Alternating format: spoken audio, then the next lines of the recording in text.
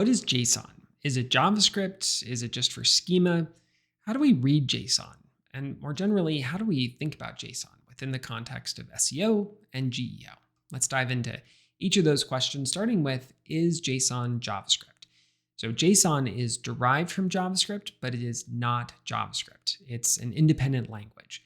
JSON stands for JavaScript Object Notation, JSON.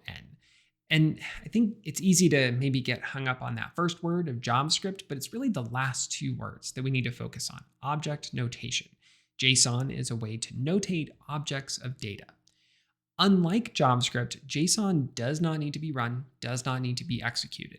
It's plain text. So AI bots that are unable to execute JavaScript can still read JSON. You can think of JSON as formatted text, basically, on a page. Within SEO, one of the most popular use cases for JSON is schema.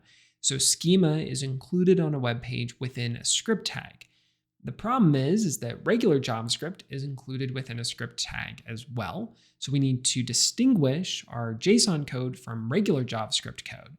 And the way that we do that within the script tag is we have an attribute of type.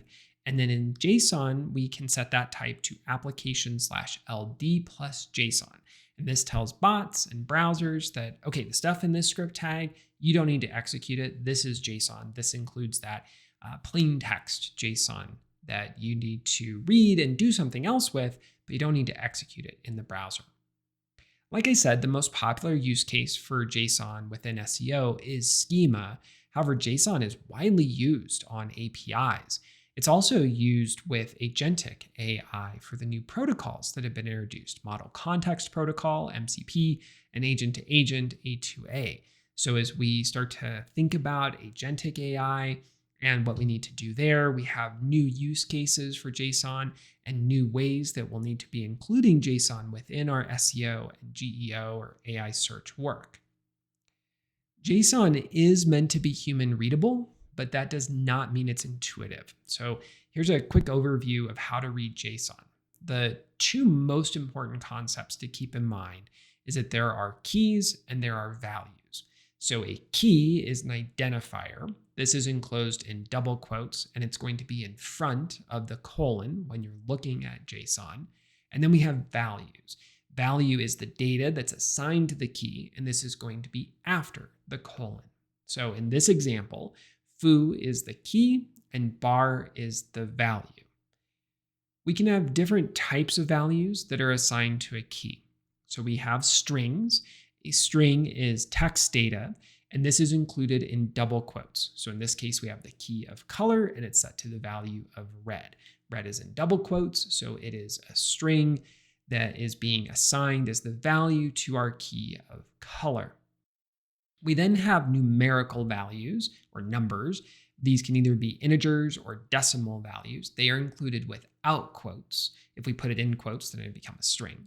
So if you have a number and it's without quotes, that's a numerical value. So in this example, we have price as our key, and it's set to the value of 23.45. We can also have more complex types of values as well. So one of those complex types we can have are objects. And with an object, you can nest JSON in other JSON.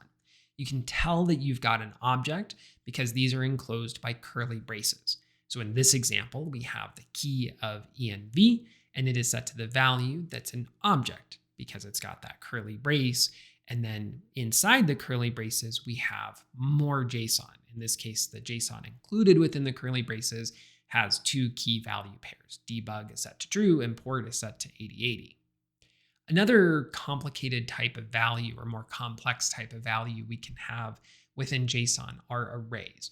So an array is a list of values, and you can tell it's an array because it's included within square brackets.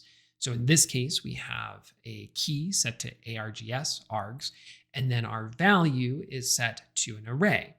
And so within those two brackets, we have other values that are within quotes. So those are strings contained within this array. And that is saying that our key of args has a more involved set of data attached to it as the value. We can also have a value of Boolean. So Boolean is either true or false. This is not included in quotes, so active is set to true.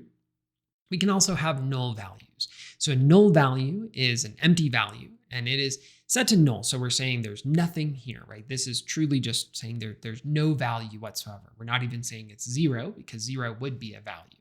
Null is not included in quotes.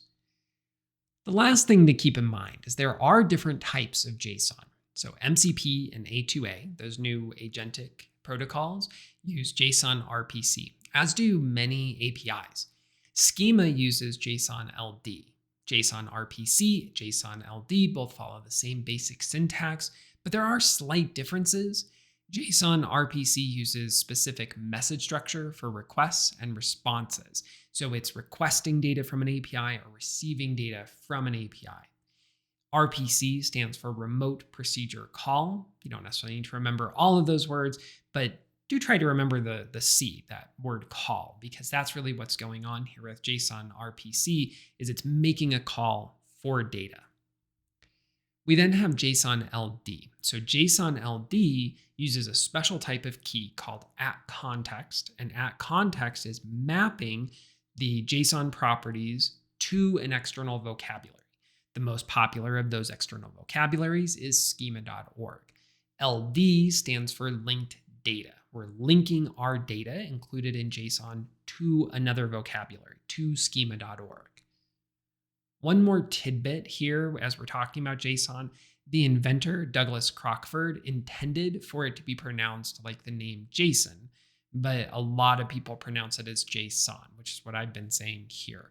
Both are acceptable. So if you say Jason, that's great. If you say JSON, that's great too. People will know what you're talking about. If you have questions about any of this or need help with other aspects of technical SEO or AI search, let me know. You can email me at matthew@elementive.com. Please like and subscribe if you'd like to see more videos like this from Elementive. Thank you for watching.